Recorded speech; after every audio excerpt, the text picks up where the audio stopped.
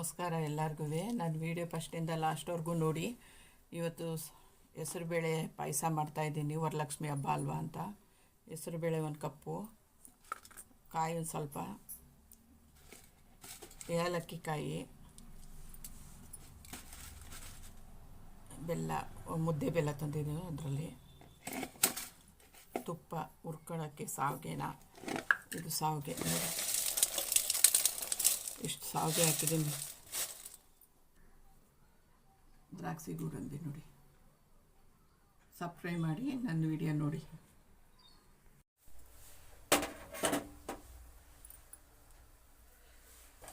ನೋಡಿ, ಹೆಸರುಬೇಳೆ ಪಾಯಸಕ್ಕೆ ಹಿಂಗೆ ಒಂದು ಸ್ವಲ್ಪ ತುಪ್ಪ ಹಾಕೊಂಡು ಉಟ್ಕೊಂಡ್ರೆ ಬೇಗ ಬೇಯ್ತದೆ.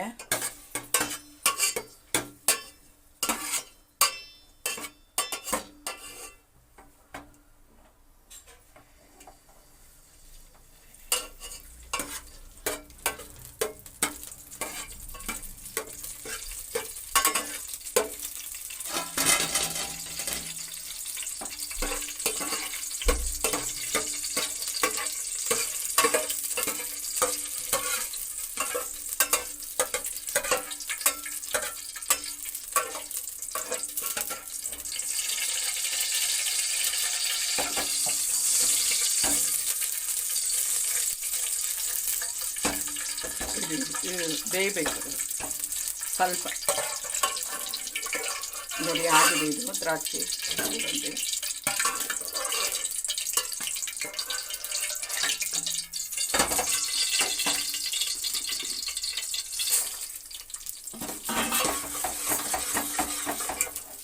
ಈ ಥರ ತುಪ್ಪದ ಹುರ್ಕೊಂಡ್ಬಿಟ್ಟು ನೀರು ಹಾಕಿದ್ರೆ ಬೇಗ ಬೆಂದೋಯ್ತದೆ.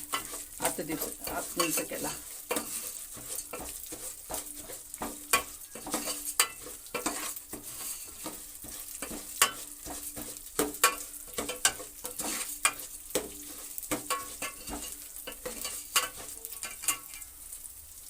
ನೋಡಿ, ಸಾಕಷ್ಟು.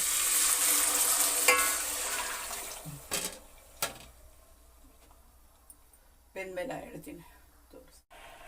ನೋಡಿ, ಬೆಂದಿದೆ. ಅಲ್ಲಿ 2 ನಿಮಿಷ ಬೆಂದ್ಬಿಡ್ತದೆ. ತುಪ್ಪದಲ್ಲಿ ಹುರಿದ್ರೆ ಮಾತ್ರ ಹೆಸರುಬೇಳೆ. ಇದಕ್ಕೆ ಏಲಕ್ಕಿ ಕಾಯಿ ಪುಡಿ ಚೆಚ್ಕೊಂಡಿದ್ದೀನಿ ನೋಡಿ.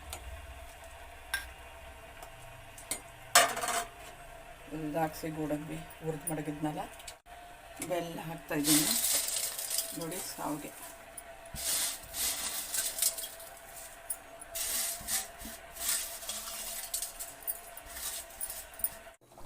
ನೋಡಿ.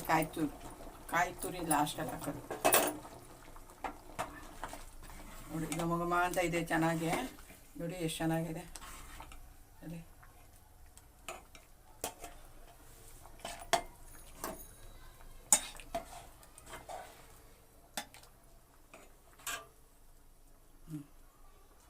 ರೆಡಿಯಾಗಿದೆ ಸಾವಿಗೆ ಹೆಸರುಬೇಳೆ ಪಾಯಸ.